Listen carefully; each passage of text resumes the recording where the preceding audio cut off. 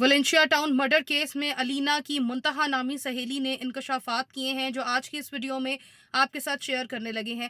मुंतहा का बताना था कि अलीना के कहने पर उसने कोई केमिकल उनके घर डिलीवर कराया। केमिकल डिलीवर कराने के लिए मुंतहा इसलिए मान गई क्योंकि अलीना ने आखिरी मुलाकात में बताया कि मेरे शौहर बहुत गुस्से वाले हैं और काफ़ी बखेड़ा खड़ा कर देते हैं। जब भी मैं कोई ऑनलाइन चीज़ मंगवाती हूँ उसको चेक करते हैं और फिर मुझे बोलते हैं। तो लिहाजा ये 20 साल पुरानी जो सहेली थी अलीना की, इसने इस पर एतबार किया। एक केमिकल है जो कि मुझे चाहिए है, वो मैं मंगवा रही हूँ तुम्हारे घर पर। अलीना ने अपनी सहेली के घर पर इसकी डिलीवरी करवाई और फिर उसको कहा कि मैं ये तुमसे रिसीव कर लूंगी। ये केमिकल बताया जाता है कि खाने में डालने के लिए भी इस्तेमाल किया जाता है, पर इस केमिकल को मजीद मुज़र बनाने के लिए इसको कॉम्बिनेशन किया गया है मजीद और केमिकल्स के साथ, और इसको इतना मुज़र बनाया गया कि इसको जहर खुद तैयार किया गया। अभी तक की तहकीकात के मुताबिक अलीना की सहेली ने मजीद इंकशाफात करते हुए बताया कि अलीना जब आखिरी बार मुझसे मिली तो वो काफ़ी अफसुर्दा थी, वो काफ़ी दुखी थी और उसका ये बताना था कि मुझे पाकिस्तान धोखे से लाया गया। मेरे शौहर मुझे ये कह कर के लाए कि हम बच्चों को यहाँ का ट्रेडिशन दिखाएंगे, यहाँ का माहौल दिखाएंगे, तो चलो पाकिस्तान चलें।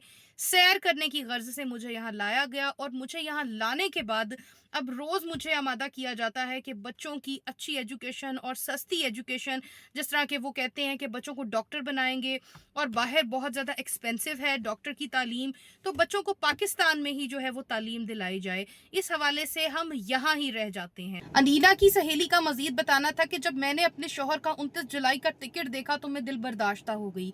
हमारी इस हवाले से काफ़ी लड़ाई हुई और ये कामवली ने भी इंकशाफात किए हैं कि अलीना की और उसके शौहर की इतनी लड़ाई हुई कि नासिर डोगर की जानिब से हाथापाई तक की जाती रही। अलीना ने अपनी सहेली को ये भी बताया कि अमेरिका में मौजूद इसकी बहन के शौहर के हवाले से नाजायज़ ताल्लुकात का इल्ज़ाम भी नासिर डोगर की जानिब से अलीना पर लगाया जाता रहा, जिसकी वजह से वो डिप्रेशन का शिकार रही।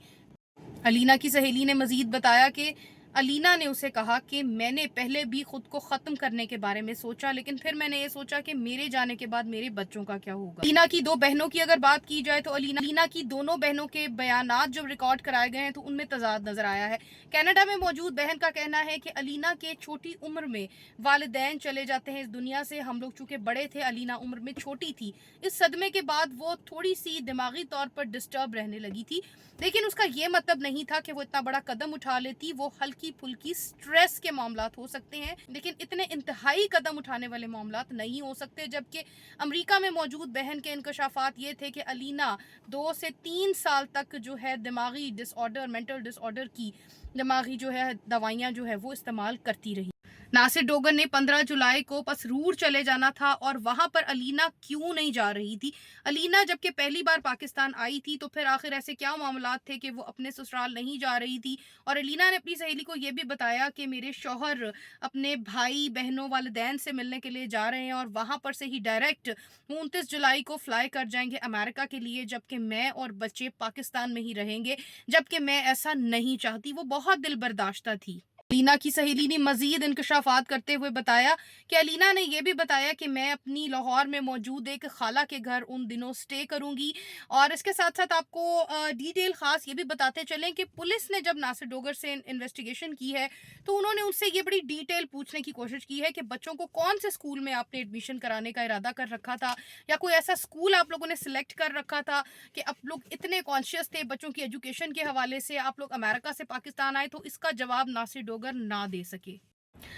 इस केस को जो भी स्टडी कर रहे हैं हम लोग, आजकल बहुत सारी क्राइम न्यूज़ हम लोग अरसे दराज से कवर करते रहे, उसके हवाले से जो एक वजह समझ आती है वो यही समझ आ रही है इस केस की कि एक खातून जिसकी करैक्टर असैसिनेशन इतनी ज़्यादा की जाए कि उसके अपने ही बहनोई के साथ उसके नाजायज़ ताल्लुकात के इल्ज़ामात उस पर लगाए जाएं, तो शायद वो इतनी दिल बर्दाश्ता हो सकती है। ये जस्टिफिकेशन मैं किसी सूरत कहीं नहीं दे रही कि ख़ुदकशी वैसे ही हराम है, लेकिन आप लोगों से ये रिक्वेस्ट है कि हम क्यों अपने इर्द गिर्द ऐसा माहौल क्रिएट कर देते हैं कि किसी शख्स को हम इतना मजबूर कर देते हैं कि वो अपनी जान ही दे बैठता है ना। यकीनन अपने बच्चों से, खुद से, अपनी ज़िंदगी से बहुत मोहब्बत करती होगी। अभी तक जो 95% तक ये केस जो है वो कवर किया जा चुका है, उसमें अभी तक अलीना ही नज़र आ रही है जो मुल्जिम है। इसके साथ साथ आपको मजीद बताते चले कि अमेरिकन एम्बेसी से जो लेटर आया है, जो ख़त लिखा गया है, उसके बाद इस केस की मजीद انویسٹیگیشن جو ہے وہ تیز کر دی گئی ہے اور مزید ایک طرح سے ری اوپن کر کے اس کی انویسٹیگیشن میں تمام تر جو شواہد ہے اکٹھے کیے ہوئے تھے